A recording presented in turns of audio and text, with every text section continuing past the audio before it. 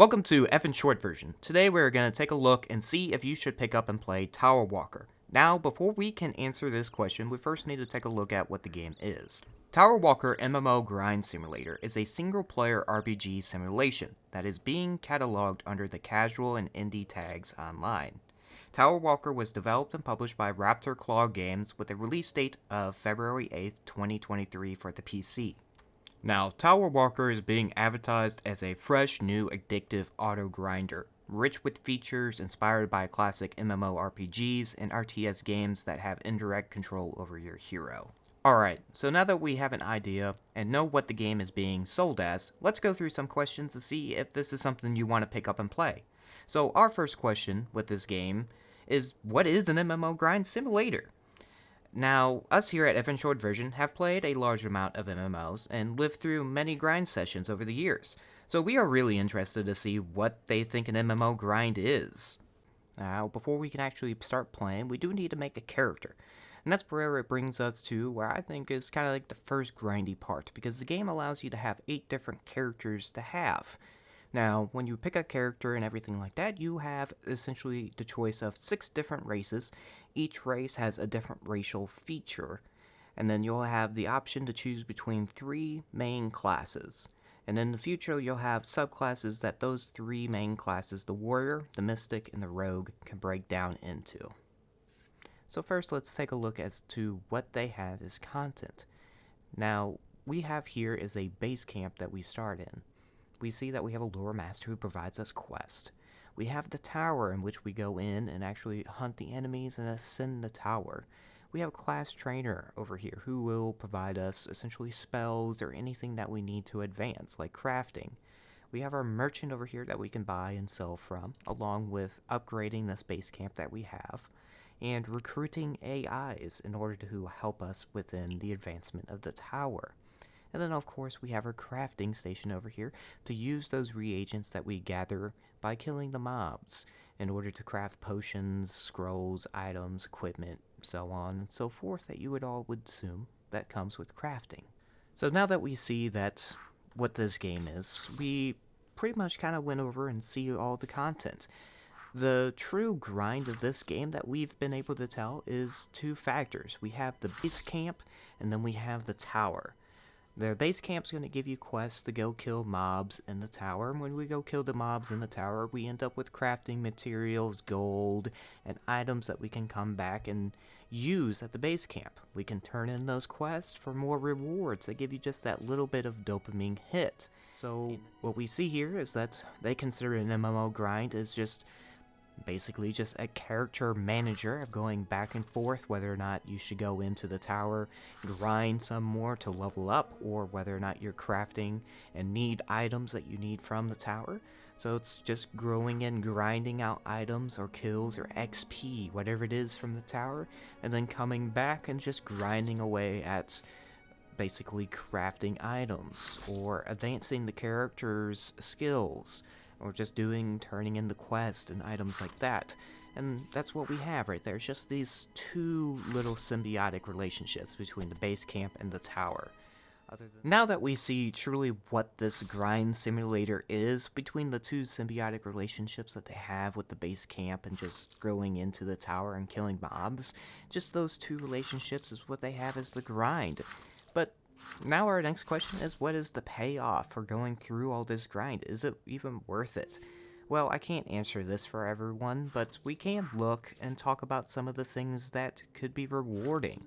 As we play, we see that the payoff for us is very small, but it does give us just enough dopamine hit to carry us to the next hit, whether that was a level up or a new unlock or just simply a nice drop from an enemy. So the payoff is there in this game. But the payoff is far and few in between. But the payoffs can vary in many different things depending on what you like. There's mob killing, you can find the bosses, kill the mobs, acquire the items, completing quests, doing the crafts, finding secret treasure rooms.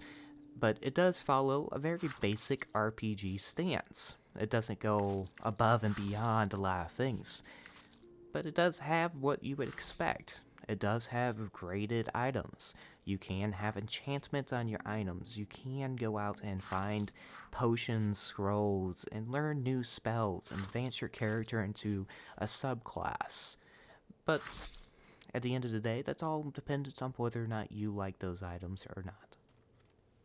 So now that we know what the payoff is, normally my next question is, did the game live up to my expectations? Now, going into Tower Walker, I didn't have any expectations for this game, since it was just a simple idler. But as I played it, it made me realize that we need more games like this in the genre. With so many other idle games out there nowadays just having some form of gacha system, it's nice to pick this up and not be blasted by messages or alerts to buy something or spend money right there and then to get what you need. With this being a grind simulator, it really helps that it's mostly for the grind, not the simple of like, we're gonna make a game and then implement these systems, but then you can just have a way to buy your way around those systems that is just the core game. And playing this game, it just took me back to the late 2000s of enjoying these type of games without that predatory nature just built into the game. Now, I'm not saying that this game is the best idle game, or this is the first time really it's done this without having the ads, but it just made me realize while playing this game nowadays that you don't see this in this form of game, this idler game. It's just not something that's common. Now, Corey couldn't be here this week. He's a little under the weather, but I do have something that he has written up as to what he thinks about the game. Now, when he went in, he didn't have much expectations for the game. Being an idle game, there's only so much you can do. But it did make him realize that in an era full of these games, filled with money-hungry microtransactions that try to hook your wallet, he thought that we need more games like this, just like how I thought, where a developer is trying to put something in your hands and give you enough dopamine hit to keep you playing without all that extra baggage of the microtransactions have. That's why for him, he would definitely smash this game, is just to generally just support the developer and this type of era. And I would say I would do the same, is that I wouldn't buy this game simply just for the game itself. I would buy this game purely to help support this small developer who's providing these type of games without that generic predatory nature or microtransactions that just plague these type of games in the idle world. Now this leads me to wanting to ask a question. Would you support a developer by buying a game that you don't plan on playing, but generally just want to support a developer because you believe in what they're trying to achieve? Like for me, I believe I would buy this game just purely to support the developer because they're producing an indie game that is outside of what is the norm. Today we have a lot of indie games like this with microtransactions, and this is, I believe that games should be leading more this way, where it's a small idle game that's worth a couple bucks, but doesn't have any predatory nature in it. Alright, to wrap this up on Tower Walker, us here at F in Short Version want to say that if you are someone who enjoys simple, no-ad idle simulation games that can be played while doing something else, like loading it up before having to go to work, waiting for a group to form while playing another game, or even watching a movie or YouTube, and where you don't have to be present, but you can always come back and enjoy the general just managing of the character and getting to see that power creep, acquiring new gear, armor, crafting recipes, and just becoming the most badass version of yourself that you can be, then this game will probably most likely be for you. Alright, well, that kind of wraps us everything that we believe in Tower Walker.